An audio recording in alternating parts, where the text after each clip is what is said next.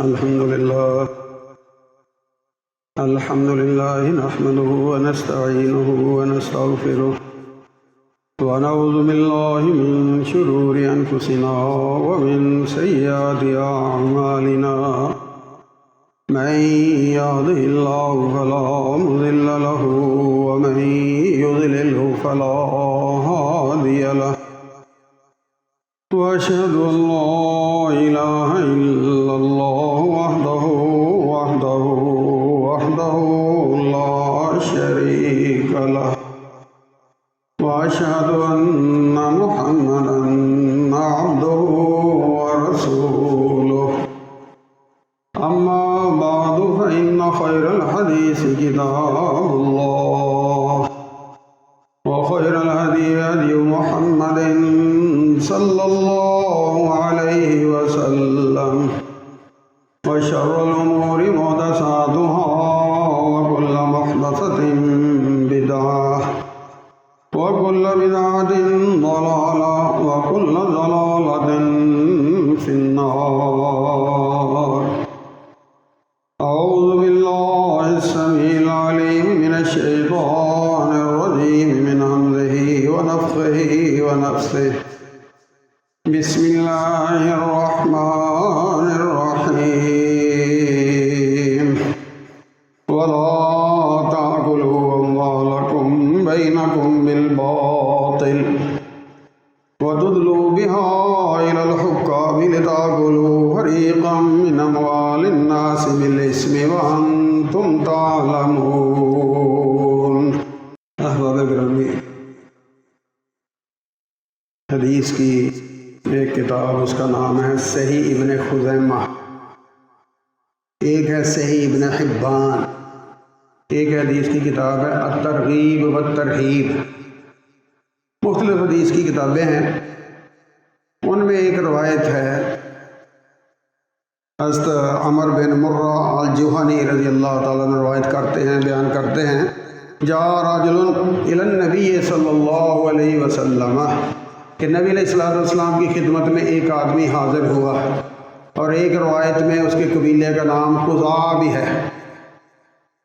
فقال، اور اس نے عرض کیا، یا رسول اللہ، اے اللہ کے رسول صلی اللہ علیہ وسلم، ارأیت ان شہدت اللہ الہ الا اللہ، مجھے یہ بتائیں کہ اگر میں اس بات کی گواہی دوں کہ اللہ کے سوا اور کوئی الہ نہیں، وَأَنَّكَ رسول اللہ، اور آپ اللہ کے رسول ہیں صلی اللہ علیہ وسلم، وَصَلَّيْتُ الصَّلَوَاتِ الْخَمْسِ، اور میں 5 نمازیں جو ہیں وہ پڑھوں، وَأَدَّيْتُ الزَّكَاةَ، اور زکوٰۃ ادا کروں، وَصُمْتُ رَمَضَانَ، اور میں رمضان کے روزے رکھوں، وَقُمْتُهُ، اور میں اس کا قیام بھی کروں، دن کو روزہ رکھوں، رات کو تراویح پڑھوں، نفل پڑھوں، تہجد پڑھوں.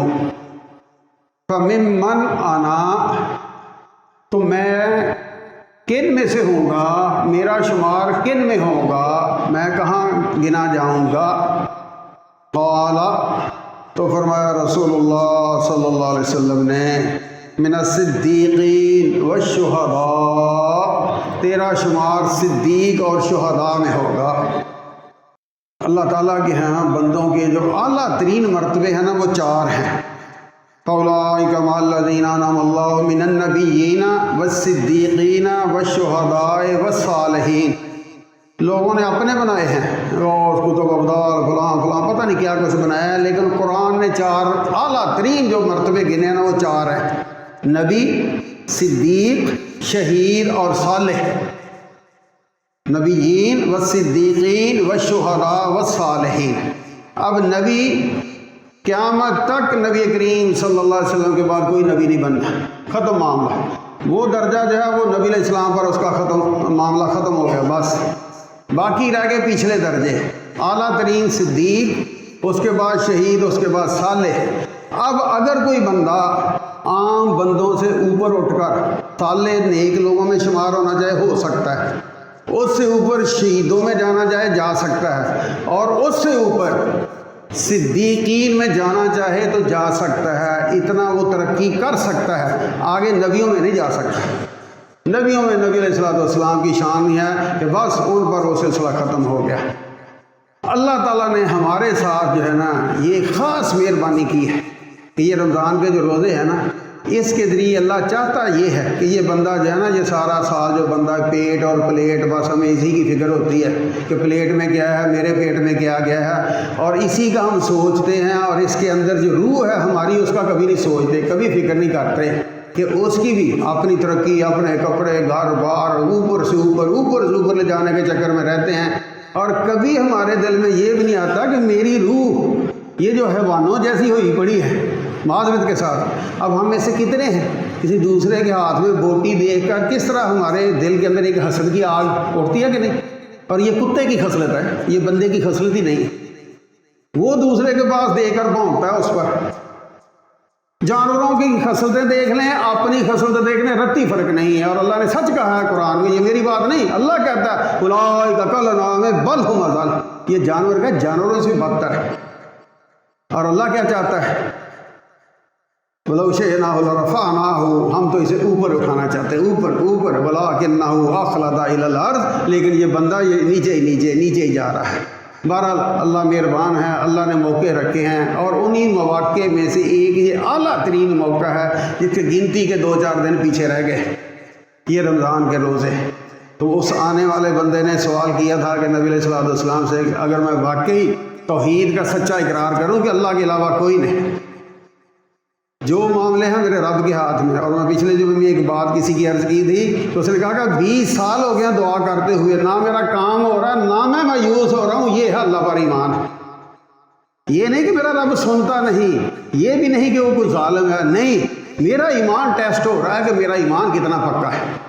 اگر ہم اپنے دل میں یہ بات پکی کر لیں کہ سب کچھ میرے رب کے ہاتھ میں ہے، میں نے اس کا در نہیں چھوڑنا، جو مرضی ہو جائے، تو پھر یہ ہے سچا ایمان، کھرا ایمان۔ ورنہ پیسے ہیں اور ہم بھی اللہ کرتے رہتے ہیں، جب پیسے ختم ہمیں اللہ کے 100 شکرے بن جاتے ہیں، جب تک صحت ہے ٹھیک ہے، جھوٹا موٹا اللہ کا نام لیتے ہیں، جب صحت ختم ہوگی اب وہ کسی نے وہ کڑا پہننا، کسی نے چھلا پہننا، کسی نے پتہ نہیں کیا کیا کیا کیا شرک کے اندر مبتلا ہو جاتے، کہاں گیا ایمان؟ کوئی ایمان نہیں۔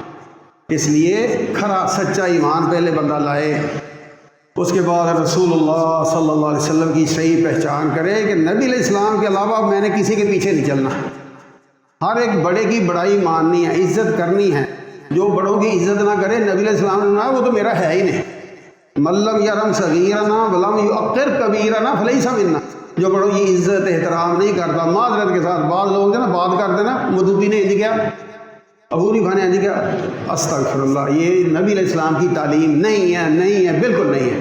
وہ تو بڑے لوگ ہیں نا، آپ کا اختلاف ہو سکتا، حق رکھتے ہیں، اختلاف میں کوئی مسئلہ نہیں، لیکن ادب کا دامن نہیں چھوٹنا چاہیے۔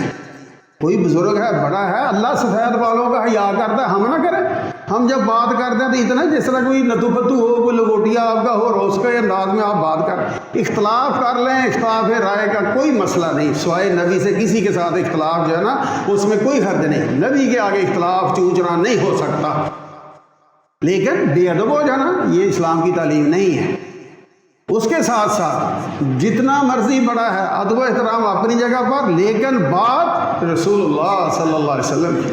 میں نے پہلے بھی کئی دفعہ عرض کیا، سید سلیمان ندوی بہت بڑا نام ہے ہمارے اردو ادب میں، انہوں نے بڑی خوبصورت بات کی، انہوں نے کہا امام ابو حنیفہ کی عظمت مسلم، امام ابو حنیفہ کی عظمت وہ ہمارے دل و جان میں، بڑے دین کے خادم گزرے ہیں، ان میں سے ایک بہت بڑا نام ان کا بھی ہے، ٹھیک ہے، مگر انوار نبوت کو حنفیت میں مقید نہیں کیا جا سکتا کہ ہم نبی علیہ السلام کی باتیں چھوڑ کر کہنے جی میں تو امام صاحب کی بات ہی مانوں گا، 1 2 3 جو مرضی ہو بات ماننی ہے، طریقہ اختیار کرنا تو وہ صرف رسول اللہ صلی اللہ علیہ وسلم۔ یہ ہے نبی علیہ السلام کو پہچاننے کا حق کہ اب آپ کے بعد میں نے کسی دوسرے کے پیچھے نہیں چلنا، پیچھے نبی علیہ السلام کے چلنا ہے۔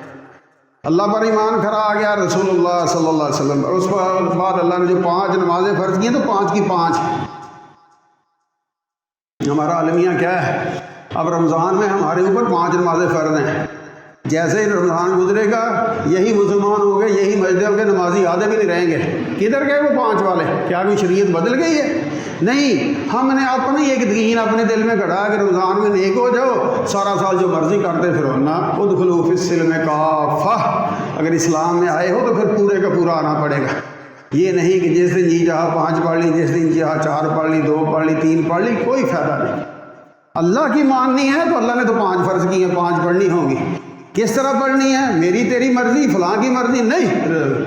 رسول اللہ صلی اللہ علیہ وسلم نے جو فرمایا، صلو کما رأیتمونی اصلی، جس طرح مجھے دیکھتے ہو نماز اس طرح پڑھو گے تو پھر بات بنے گی۔ یہ نبی علیہ الصلوۃ والسلام پر ایمان کا حق ہے۔ اسی طرح وَأَدَّيْتُ الصَّلَوَاتِ وَأَدَّيْتُ الزَّكَاةَ، اللہ تعالیٰ نے آپ کو اپر ہینڈ بنایا، دینے والا بنایا، زکوٰۃ دینے والے ہیں، الحمدللہ ثم الحمدللہ۔ بینک بیلنس آپ کا اتنا ہے کہ 7.5 تولے سونے کے برابر یا اس سے زیادہ آپ کے پاس سال بھر رقم جمع رہی ہے، صرف رقم اتنی ہے، زکوٰۃ ہوگی۔ رقم ادھر ہے، ادھر سونا ہے، دونوں ملا کر 7.5 تولے سونے کی قیمت کے برابر آپ کے پاس پیسے ہو گئے، آپ پر زکوٰۃ فرض ہو گئے۔ اب یہ فریضۃ من اللہ، یہ اللہ کی طرف سے فرض ہے، صرف اتنا ہی فرض نہیں ہے، ساتھ یہ بھی فرض ہے کہ اس جگہ پہ دینی ہے۔ 8 مدیں اللہ نے بیان کر دی، ریٹ مقرر کر دیا۔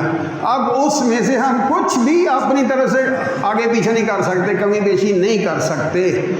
آپ کو اللہ نے کروڑوں دیے ہیں، لاکھوں میں آپ کی زکوٰۃ ہے، آپ نے لاکھوں دے دیے، آخر پہ جا کر 2-4 ہزار جو ہے نا اس میں سستی کی، آپ نے اپنی ساری نیکی برباد کر لی۔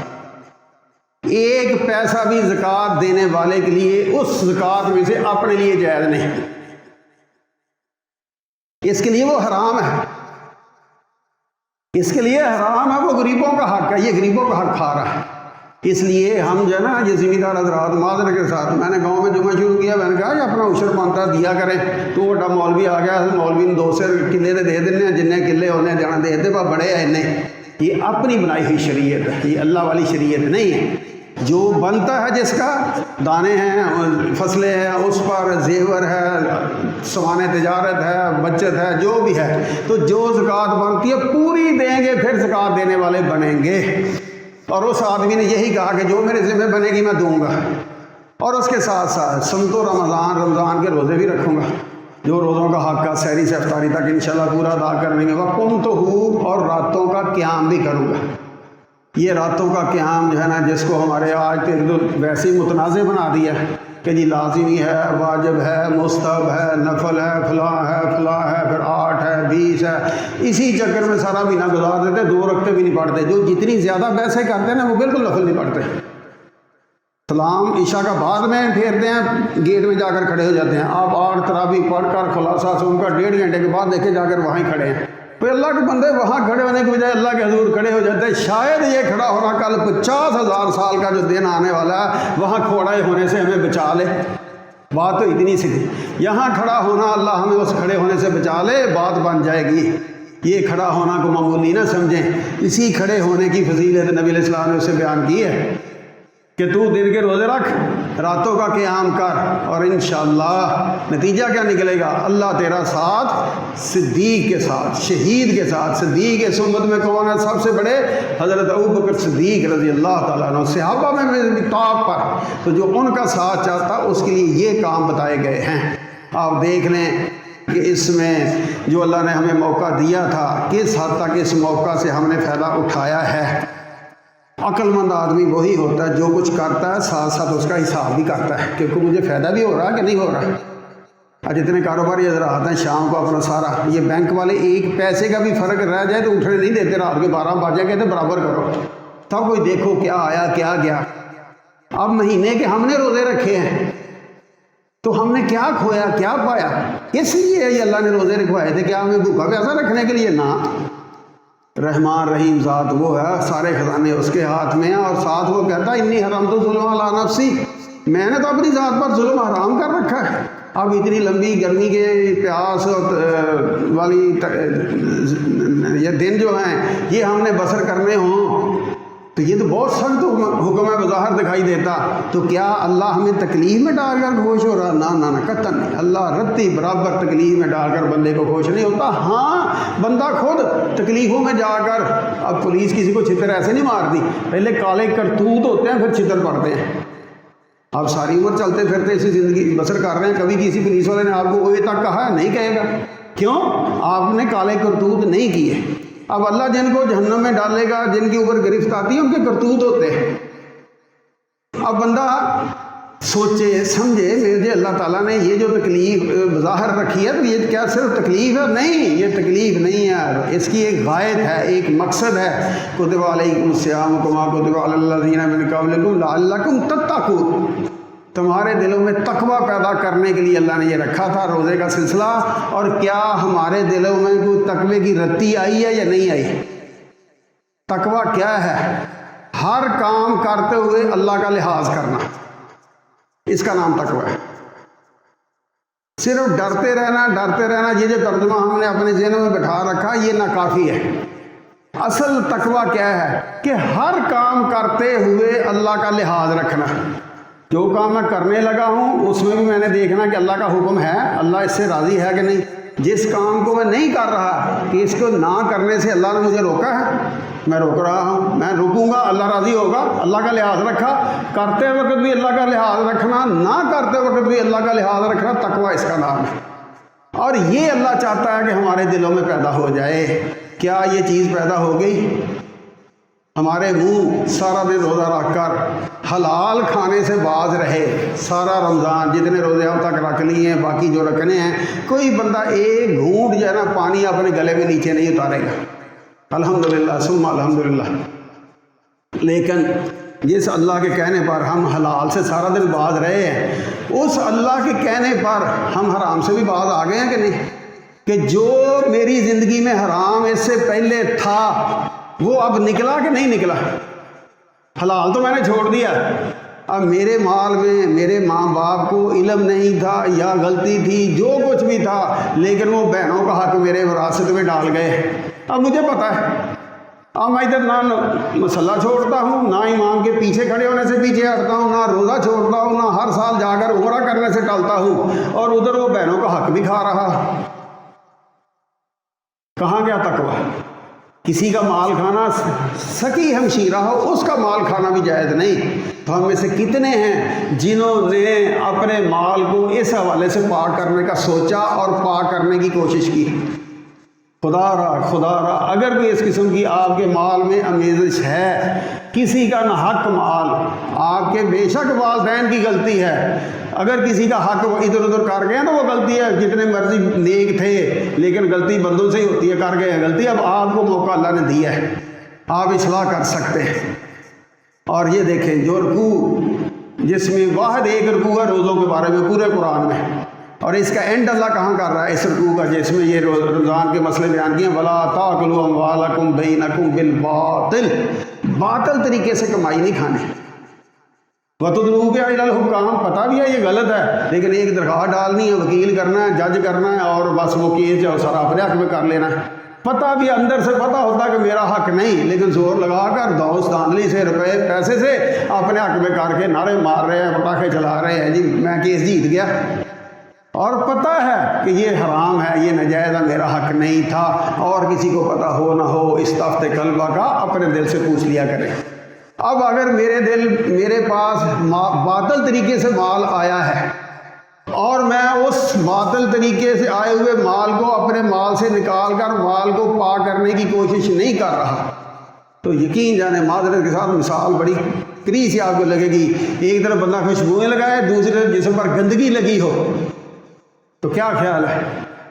وہ خوشبو آئے گی یا گندگی جو ہے وہ بدبو بھی آئے گی، کراہت بھی ہوگی، اور اس کو دھکے بھی ملیں گے۔ بے شک تھوڑا باطل مال ہے وہ بھی ہمارے سارے پاک مال کو برباد کر دیتا ہے۔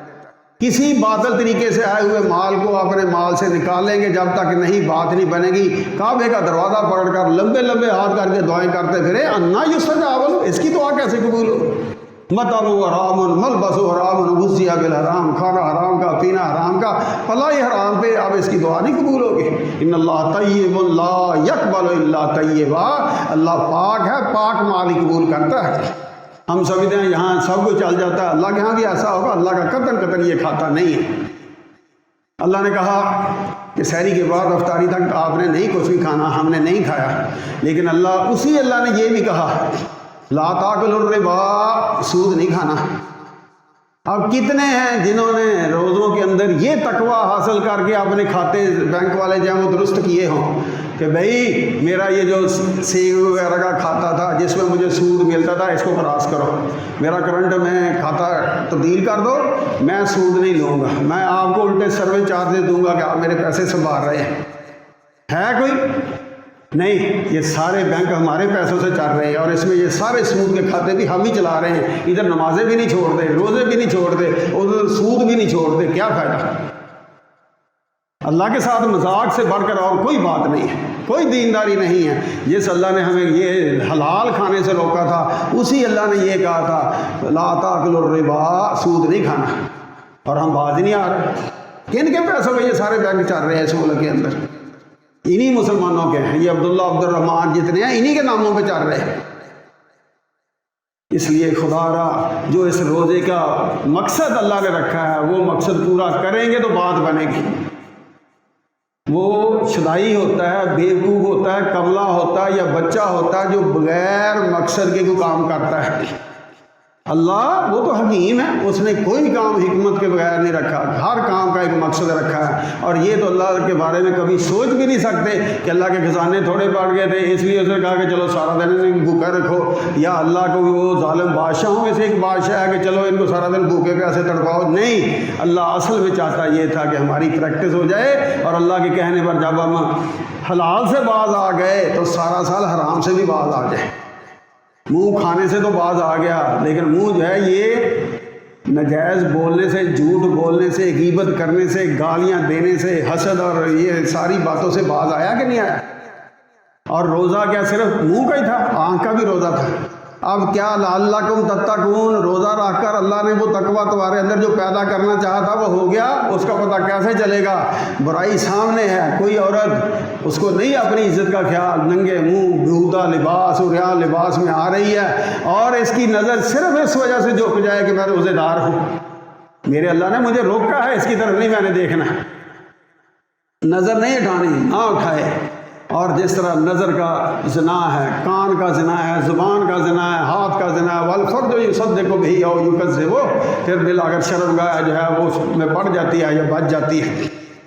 تو روزے کا مقصد یہ تھا لعلکم تتقون، تمہارے اندر وہ تقوی پیدا ہو جائے جو یوسف علیہ السلام میں تھا کہ برائی سامنے ننگی ناچ رہی ہے، ملکہ ہے، دعوت دے رہی ہے، تالے خود لگائے ہیں، لیکن اس برائی کی طرف نہیں جاتے، بند دروازوں کی طرف جاتے ہیں۔ اور جب بندہ اللہ کے لیے بند دروازے کی طرف بھاگتا اللہ وہ بھی کھول دیتا ہے، وہ اللہ ہے۔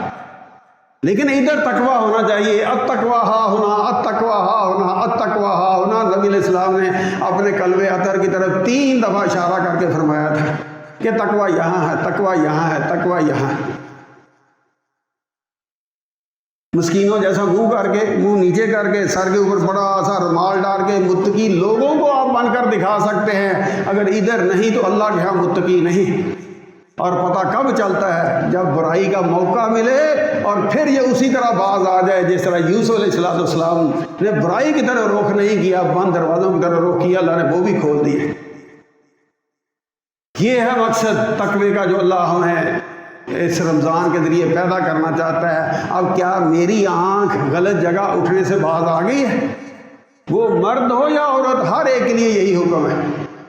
ترمذی شریف کی روایت ہے، اور جس کو امام ترمذی نے خود حسن کہا ہے، یعنی مقبول درجے میں، کہ اور حضرت عمر کہتے ہیں رضی اللہ تعالیٰ عنہ، یہ بات میں نے نبی علیہ السلام سے 1 دفعہ نہیں، 2 دفعہ نہیں، 7 دفعہ گن کر پھر کہتے ہیں اس سے بھی زیادہ میں نے سنی ہے۔ اور وہ بات کیا ہے کہ بنی اسرائیل کی ایک عورت تھی، مجبور ہوگی اپنی غربت کے ہاتھوں، اور ایک بندے نے اس کو 60 دینارن 60 دینار برائی کے لیے دیے۔ اب وہ عین برائی کا موقع آ گیا، بالکل برائی کے لیے تیار۔ اب وہ عورت جو ہے وہ لیٹی ہوئی ہے اور تڑپ رہی ہے، رو رہی ہے۔ اس نے پوچھا کیوں تو یہ تڑپ رہی ہے، رو رہی ہے، تجھے کوئی شوق نہیں، چاہت نہیں؟ اس نے کہا اللہ کے بندے مجھے چاہت واللہ میں نے کبھی یہ منہ کالا نہیں کیا، تو پھر تو اب کیوں؟ اس نے کہا میرے حالات نے، میری غربت نے مجھے یہاں لا ڈالا، میں ایسی عورت نہیں۔ اللہ اکبر۔ وہ بندہ جو تھا وہ سوچ میں پڑ گیا، کہتا یہ 1 دفعہ تیار نہیں ہو رہی اور میں ہمیشہ گناہ کرتا رہتا اور مجھے اللہ سے ڈر ہی نہیں لگتا، اور یہ 1 دفعہ بھی کرنے کے لیے تیار نہیں۔ یہ کفیتیں ہوتی ہیں، بس اس کے دل پہ چوٹ لگی اور اس نے اعلان کر دیا کہ اب میں نہ اب برائی کروں گا نہ اس کے بعد کبھی برائی کروں گا، اور اسے کہا کہ جا اللہ کی بندی، اگر تو نے آج تک برائی نہیں کی میں بھی تیرے ساتھ منہ کالا نہیں کرتا، اور جو پیسے تھے وہ بھی تیرے۔ عزم کیا، عہد کیا کہ اب آئندہ برائی کروں گا۔ رات فوت ہوا، صبح لوگوں نے اس کے دروازے پہ لکھا ہوا پڑھا قد غفر اللہ ذوالکفل، اللہ تعالیٰ نے ذوالکفل کو معاف کر دیا۔ یہ ہے تقویٰ، برائی سامنے ہے، موقع موجود ہے، پیسے بھی دے رکھے ہیں، لیکن برائی کی طرف آگے بڑھنے کی بجائے توبہ کی طرف آیا، اور جو توبہ کی طرف آتا ہے اللہ توبہ کے لیے اس نے کبھی دروازہ بند نہیں کیا، سارے دروازے بند ہیں، توبہ کا دروازہ کھلا ہے۔ کب تک؟ ما لم یتغرغر، جب تک ہماری سانس نہیں اکھڑتی توبہ کا دروازہ کھلا۔ یہ شیطان ہے جو ہمیں مایوس کرتا ہے، 900 چوہے کھا کے بلی اور حاضر چلی ہے، یہ سب شیطانی کہاوتیں ہیں، مثالیں ہیں، ان کے اوپر کان نہ دھریں، اللہ اور اللہ کے رسول کی بات پڑھا کریں، سنا کریں، دیکھیں کیا انہوں نے ہمیں مایوس کیا؟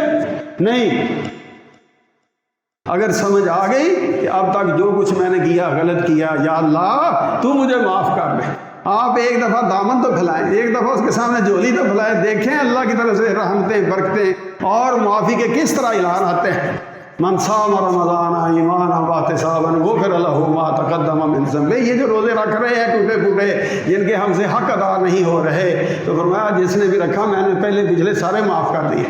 من قام رمضان ایمانا واحتسابا، جس نے راتوں کا قیام کیا کہ یا اللہ میں اب تیرے حضور کھڑا ہوں، مجھے کل کھڑے ہونے سے بچا لے، تو اللہ اس کے بھی اگلے پچھلے گناہ معاف کر دیتا ہے۔ من قام لیلۃ القدر، جو یہ 21 23 25 27 کی رات جو ہے ہم تو بحثوں میں گزار دیتے ہیں، جائز ہے نجائز ہے فلاں ہے فلاں ہے، اور مقدروں والے جو ہیں وہ قرآن پر یقین رکھتے ہیں۔ قرآن پر یقین کیا ہے؟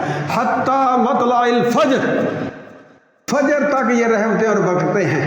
وہ جو فرشتے آئے تھے وہ مطلع الفجر، فجر کی اذان ہونے تک وہ انوار، وہ برکات، وہ رحمتیں لے کر اس جہان میں پھر رہے ہیں کہ ہے کوئی ان سے دامن بھرنے والا، ہے کوئی اپنے آپ کو ان گناہوں سے پاک کروانے کے لیے آج اللہ کے حضور گڑ گڑانے والا۔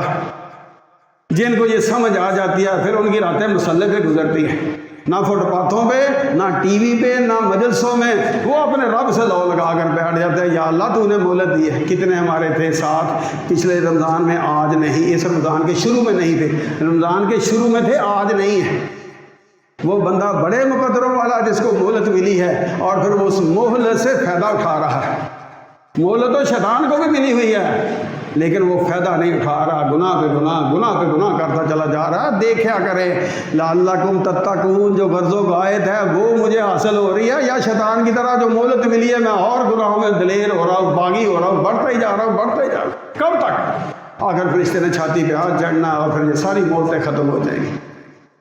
اور اللہ تعالیٰ کی دیکھیں عنایتیں، مہربانیاں، ہم انسان ہیں، ہم سے نیکی کا حق ادا نہیں ہوتا، پہلے تو ویسے ہی نیکی کرتے نہیں، اور جب وہ کر لے اس کو پھر نیکی کا ہیضہ ہو جاتا ہے، انتہائی معذرت کے ساتھ۔ جتنا پرانا نمازی ہوگا اتنا کھڑ ہوگا، اتنا سخت مزاج ہوگا۔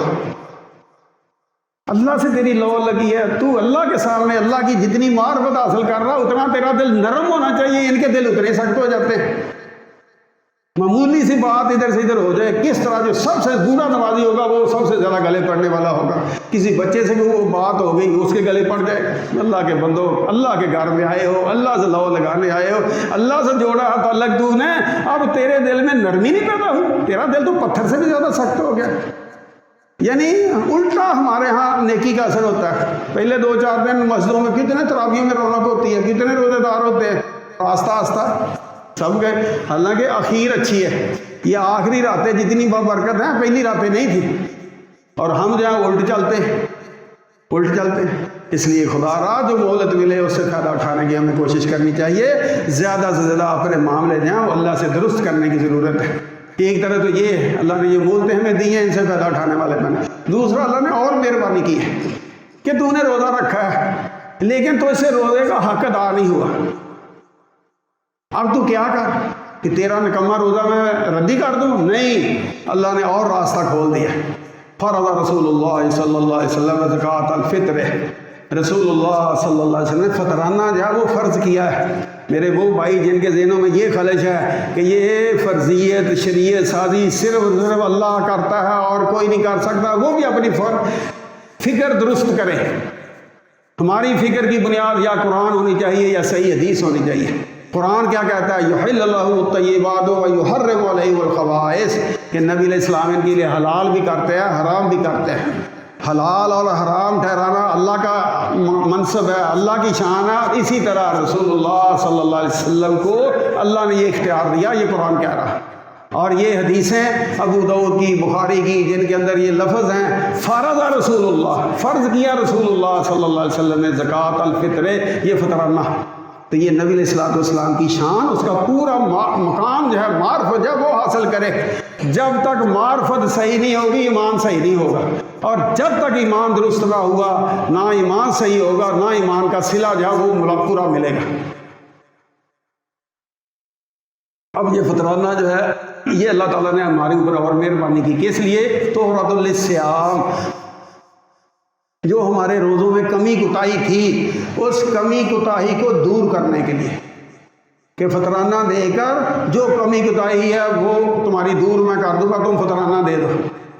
ایک طرف روزہ رکھوا کر اللہ تعالیٰ نے اطاعت اور بندگی کی انتہا دیکھی، فطرانہ فرض کر کے مال کی محبت چیک کی کہ مال سے کتنی محبت ہے.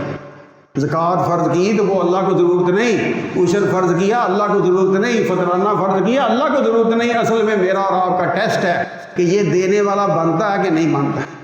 اور فطرانہ وہ بندہ بھی دے گا جس نے لوگوں سے فطرانہ لیا ہے. مسکین ہے، غریب ہے، اس کے پاس جمع ہو گیا، اتنا جمع ہو گیا کہ عید والے دن اس کے جو گھر کے اخراجات ہیں وہ پورے ہوتے ہیں، اور اس کے بعد اس کے پاس فطرانے کے پیسے بچے ہیں، وہ بھی فطرانہ دے گا اور عید سے پہلے دے گا. فرض رسول اللہ صلی اللہ علیہ وسلم زکوٰۃ الفطر، فطرانہ اللہ کے نبی نے فرض کیا ہے. آزاد پر، غلام پر، مرد پر، عورت پر، چھوٹے پر، بڑے پر، ہر ایک پر فرض کیا. روزہ رکھا ہے اس نے؟ نہیں رکھا، لیکن اللہ تعالیٰ نے ایک طرف ہمارے روزوں کی طہارت کا اس کو ذریعہ بنایا، وہ تو کمی کوتاہی تھی، اور دوسری طرف تہمۃ للمساکین، مسکینوں کی بھی عید ہو جائے. تہمۃ، دو غرض و قائد ہیں، دو مقصد ہیں وہ نبی علیہ السلام نے بیان کیے ہیں. ایک اپنے روزوں کی طہارت ہم نے اس سے حاصل کرنی ہے، اور دوسرا جو نادار مفلس ہیں جن کے پلے کچھ نہیں ان کی بھی عید کروانی ہے. اور اللہ تعالیٰ نے اس بہانے جو ہے نا یہ تو ایک سا جو ہے وہ ہمارے لیے جو آج کل چلتا ہے کلو کا حساب 2.5 کلو فی کس وہ بنتا ہے. اور یہ فطرانہ دینا ہوتا ہے جو چیز بندہ کھاتا ہے. ہمارے اس علاقے میں دیہاتوں میں گندم ہوتی ہے، ہمارے گھروں میں، شہروں میں کوئی گندم رکھتا ہے، کوئی آٹا ہی لیتا ہے، گندم اس کے پاس نہیں ہوتے. جو آٹا لیتا ہے وہ 2.5 کلو آٹے کا ریٹ لگائے گا، جو گندم والا ہے وہ گندم کا ریٹ لگائے گا. گورنمنٹ کا ریٹ 1800 ہے، لیکن 1800 میں چل نہیں رہی، 2000 میں عام طور پہ چل رہی ہے. ذاتی طور پہ میں نے 2000 کے حساب سے حساب کیا ہے، بچوں کے آپ نے دینے ہیں تو میں نے اسی حساب سے 125 روپیہ فی کس میں نے دینا ہے. اگر کوئی مجھ سے پوچھا تو میں اسے یہی کہتا یا 2.5 کلو گندم دے دو اگر گندم کھاتے ہو، 2.5 کلو آٹا دینا آٹا دے دو. سیال کوٹ کے لوگ چاول کھاتے ہیں وہ چاول دیں گے، جو مکئی کھاتے ہیں وہ مکئی دیں گے، جو کھجوریں کھاتے ہیں وہ کھجوریں دیں گے. جو آپ کھاتے ہیں وہ دیں. نبی علیہ السلام کی احادیث میں یہ ثابت ہے. لیکن صحابہ کے عمل سے، حضرت معاویہ رضی اللہ تعالیٰ عنہ کے عمل سے، اور باقی یہ گنجائش بھی نکلتی ہے کہ اگر آپ اس کی قیمت دینا چاہیں، کیونکہ جس کو آپ نے دینی ہے سب نے گندم ہی دے دی تو سارے مسئلے اس کے گندم سے حل تو نہیں ہوں گے. اس نے بھی تو بیچنی ہے، تو پھر ہی وہ مرچ لائے گی، مسالہ لائے گی، گھی لائے گی، ہانڈیاں پکانے کے قابل ہوگی.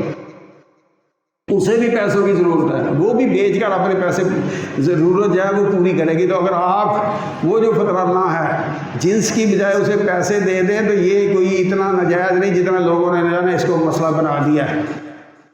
جنس دیں بہتر ہے، بہت بہتر ہے، لیکن اگر پیسے دے دیں تو وہ جو جنس آپ کھاتے ہیں اس کی قیمت ادا کر دیں تو یہ آپ کی طرف سے فطرانہ ہوگا. اب ہر ایک پر فرض ہے، جو جنس کھاتے ہیں اس میں سے فرض ہے. مقدار کتنی ہے؟ 2.5 کلو. وہ دیں یا اس کی قیمت دیں. کب دینا ہے؟ جس نے عید کی نماز سے پہلے ادا کیا اس کا مقبول فطرانہ ہو گیا، مقبول صدقہ ہو گیا. جس نے عید کی نماز کے بعد دیا اس کا عام صدقوں جیسا صدقہ ہوا، فطرانہ نہیں ہوا. فرق کتنا درمیان میں؟ 15-20 منٹ کا. عید کی نماز سے پہلے فطرانہ دیتے ہیں، فطرانہ ہے، عید کی نماز کے بعد دیتے ہیں، صدقہ ہے، خیرات ہے۔ اب لوگ ہمیں کہتے ہیں جی مولوی بہت سخت ہیں۔ اب یہ مولوی کی بات نہیں، یہ نبی علیہ السلام کے الفاظ ہیں کہ عید سے پہلے دیں گے تو فطرانہ ہوگا اور عید کے بعد دیں گے تو صدقہ ہوگا، عام صدقہ ہوگا، فطرانہ نہیں ہوگا۔ یہ ہے رسول اللہ صلی اللہ علیہ وسلم کا مقام، جہاں کھڑا کر دیں، جس طرح کہیں، جس وقت کہیں اسی طرح کریں گے تو بات بنے گی۔ اگر نبی علیہ السلام کو چھوڑ کر، ان سے ہٹ کر اپنی مرضی سے کرتے پھرے، وہ آپ کا کیا ہوا کام ہے، وہ سنت نہیں اور اللہ کے ہاں قبول بھی نہیں۔ زندگی کا ہمیں اصول بنانا ہوگا کہ ہر بات میں نے دیکھنا ہے کام کرنے سے پہلے کہ رسول اللہ صلی اللہ علیہ وسلم کا اس کے بارے میں طریقہ کیا ہے، فرمان کیا ہے۔ عید کی نماز سے پہلے یہ ادا کرنا یہ ضروری ہے۔ تو اللہ سے دعا ہے کہ اللہ تعالیٰ ہمارے یہ جو ٹوٹے پھوٹے روزے ہیں اللہ ان کو قبول فرمائے۔ رمضان میں جو نیکیاں کی جا رہی ہیں، ذکر اذکار کی شکل میں، تلاوت قرآن کی شکل میں، صدقات کی شکل میں، اللہ وہ بھی ساری قبول فرمائے۔ رات کو جو قیام کیا جا رہا ہے، تراویح پڑھی جا رہی ہیں، پچھلے پیر اٹھ کر نوافل پڑھے جا رہے ہیں، اللہ ان سب کو بھی قبول فرمائے اور اپنی بارگاہ میں قبول فرما کر اپنی شان کے مطابق۔ ہمارا ذمہ تھا ایمان و احتساباً، اللہ تیرے اوپر ایمان لاتے ہوئے، اللہ تیرے رسول صلی اللہ علیہ وسلم پر ایمان لاتے ہوئے ہم یہ سب کچھ کر رہے ہیں۔ واحتساباً، اب تو اس سے ہمیں ثواب کی امید تھی، اس امید پر ہم نے سب کچھ کیا ہے۔ باتیں وہ غلط ہیں بالکل کہ رابعہ بصری جا رہی تھی، ایک ہاتھ میں پانی تھا، ایک میں آگ تھی، پانی کس لیے؟ جہنم کو بجھانے جا رہی ہوں، اور آگ کس لیے؟ جنت کو آگ لگانے جا رہی ہوں، تاکہ کسی کے دل میں نہ جنت کا لالچ رہے نہ جہنم کا ڈر رہے۔ یہ بالکل غلط فکر ہے۔ یدعون ربهم خوفا وطمعا، قرآن کہتا ہے کہ اللہ والے اللہ کو طمع، امید، لالچ پر پکارتے ہیں، اس کی بندگی کرتے ہیں، دعائیں کرتے ہیں، نیکیاں کرتے ہیں، ہمیں طمع ہے کہ اللہ ہمیں ثواب دے گا، اجر دے گا۔ ایمان واحتسابا، روزے کے لیے یہ، قیام کے لیے یہ، لیلۃ القدر کے لیے یہ، دونوں باتیں اللہ نے بیان کی ہیں۔ اس لیے اللہ کی طرف سے یہ جو ہمیں سبق دیا گیا ہے، اس سبق کو پلے باندھ کر ہر نیکی کرنے کے لیے کوشش کرنی ہے، اور اللہ سے دعا ہے کہ اللہ تعالی ہماری نیکیوں کو بابرکت فرمائے، قبول فرمائے، اور اپنی شان کے مطابق ان کے اجر سے ہمیں اللہ نوازے۔ وآخر دعوانا ان الحمدللہ رب العالمین۔ اب عید کی نماز، اس میں مردوں نے تو شامل ہونا ہی ہوتا ہے، یہ تو پہنچ ہی جاتے ہیں، لیکن یہ ہمارا دین جو ہے یہ صرف مردوں کا دین نہیں، من ذکر او انثی، مرد ہو یا عورت، سب کے لیے یہ دین ہے۔ اور عورتوں کے لیے بھی، جو تندرست عورت ہے اس نے تو آنا ہی آنا ہے، جو بیمار عورت ہے، وہ جس کے پاس اپنی چادر نہیں، ان کو بھی نبی علیہ السلام نے مخاطب ہو کر فرمایا بیمار نے اگر جو نماز نہیں پڑھنی لیکن آ کر پیچھے کھڑی ہو جائے، مسلمانوں کی دعا میں شامل ہو، مسلمانوں کی دعا میں شامل ہو۔ جس کے پاس اپنی چادر نہیں، دوسری عورت چادر والی جو اس کی چادر میں اس کے ساتھ وہ بھی آئے، کیوں؟ خوشی کا موقع ہے، مرد خوشیاں منائیں اور عورتیں وہ قید کی زندگی جو ہے، وہ عید والے دن بھی بیچاری جو ہے اس کے لیے کوئی سکھ نہ ہو، کوئی سکون نہ ہو، کوئی کھلے سانس لینے کی فرصت نہ دی جائے۔ قطن دین کا یہ مزاج نہیں ہے، جو ہم نے زیادہ نیک لوگوں نے اپنا مزاج بنا رکھا ہے کہ جتنا بیوی کو جہنم میں ڈال کر رکھو، ٹائٹ رکھو، تنگ رکھو، قید کر کے رکھو، اتنا میں نیک ہوں، اتنی یہ نیک ہے۔ یہ میری اور آپ کی سوچ ہے، یہ رسول اللہ صلی اللہ علیہ وسلم کی سوچ نہیں۔ نبی علیہ السلام نے تو عید والے دن مومنوں کی ماں جو ہے کندھے سے ان کی ٹیک لگوا کر ان کو حبشیوں کا کھیل جو ہے مسجد کے سین میں دکھایا تھا۔ اب نبی علیہ السلام سے بڑھ کر بھی کوئی نیک ہو سکتا ہے، مومنوں کی ماؤں سے بڑھ کر بھی کوئی نیک ہو سکتا ہے، لیکن وہ جو ہے نا یہ خوشی کے موقع کو خوشی کے انداز میں قبول کرتے ہیں اور انجوائے کرتے ہیں، پاس کرتے ہیں، اور ہم خوشی والے دن جو ہے نا وہ بھی اتنی سختی کرتے ہیں۔ یہ آپ کا گڑھا ہوا دین ہے، یہ رسول اللہ صلی اللہ علیہ وسلم کا لایا ہوا دین نہیں۔ اسی لیے تو نبی علیہ السلام نے فرمایا تھا یعلم الیہود ان فی دیننا فسح، آج یہودیوں کو خبر ہونی چاہیے کہ میں محمد جو دین لے کر آیا ہوں اس میں بڑی وسعت ہے، فراخی ہے۔ جب مسجد نبوی کے سین میں وہ حبشی جو تھے وہ اپنا گتکا ٹائپ کھیل پیش کر رہے تھے، تو اس موقع پر جب حضرت عائشہ رضی اللہ تعالیٰ عنہ نبی علیہ السلام کے کندھے سے ٹیک لگا کر دیکھ رہی تھی، اس وقت رسول اللہ صلی اللہ علیہ وسلم یہ اعلان کیا تھا کہ یہودیوں کو جا کر بتا دو کہ میں محمد جو دین لے کر آیا ہوں صلی اللہ علیہ وسلم، اس میں بڑی وسعت ہے، بڑی فراخی ہے۔ لیکن اس کا یہ مطلب کوئی نہیں کہ آپ جو ہے نا عورتیں بھی وہ کچھے پیر کر جائیں، وہ ریسیں لگائیں گی، ہاکی کھیلیں گی، یہ کریں گی، وہ کریں گی، نہیں، شریعت کے دائرے میں رہ کر جو خوشی کا موقع شریعت نے جس طرح اپنانے کی گنجائش پیدا کی ہے، طریقہ تعلیم دی ہے، وہ ہم نے اپنانا ہوگا۔ جہاں پابندی ہے وہاں پابندی ہوگی، جہاں رعایت ہے وہاں ہم پابندی لگانے کا حق نہیں رکھتے۔ یہی تقویٰ ہے۔ کرنے کی اجازت اللہ دے، کرنے کی اجازت رسول اللہ صلی اللہ علیہ وسلم دے، کر کے نبی علیہ السلام دکھا دیں۔ میں پھر کہوں نہیں جی نہیں، میرا نہیں دل مانتا، نہیں، اپنے دل کو مومن کرو، مسلمان کرو، نبی علیہ السلام کے تابع کرو۔ تو یہ خوشی کا موقع ہے، اس میں عورتیں جو ہیں ان کے لیے بھی رسول اللہ صلی اللہ علیہ وسلم نے یہ گنجائش پیدا کی ہے کہ اگر انہوں نے نماز نہ بھی پڑھنی ہو پھر بھی آئے اور آ کر مسلمانوں کی جماعت جو ہے اس کو دیکھے اور بعد میں دعا میں جو ہے وہ شامل ہو جائیں۔ اس لیے اللہ سے دعا ہے کہ اللہ تعالیٰ مسلمان مرد ہوں یا عورتیں، ہر ایک کو اس دین پر صحیح طور پر چلنے کی توفیق عطا فرمائے۔ جو دین کا اپنا رنگ ہے، اس پر کسی دوسرے رنگ کے چڑھانے کی ضرورت نہیں۔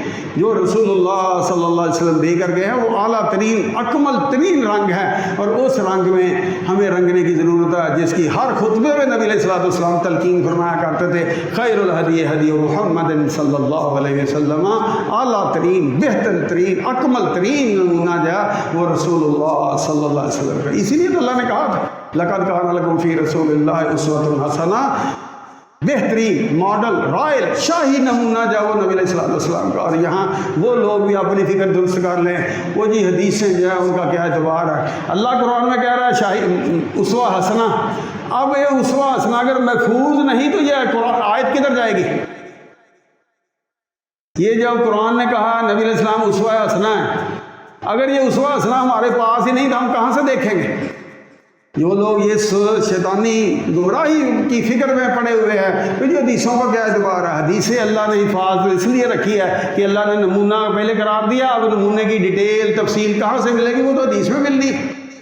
تو اس لیے قرآن ہو یا صحیح حدیث ہو، ہر ایک کے بارے میں فکر بھی درست رکھنی ہے، ایمان بھی درست رکھنا ہے، عمل بھی اس پر کرنے کی کوشش کرنی ہے۔ اللہ تعالیٰ ہمارا حامی ناصر ہو، اللہ تعالیٰ ہمیں زیادہ سے زیادہ نیکی کرنے کی توفیق عطا فرمائے۔ اللہ تعالیٰ ہمارے دلوں کے اندر وہ روح پیدا کر دے جس روح کے لیے یہ رمضان کے روزے رکھے ہیں۔ سبحان ربک رب العزت عما یصفون وسلام علی المرسلین والحمد للہ رب العالمین۔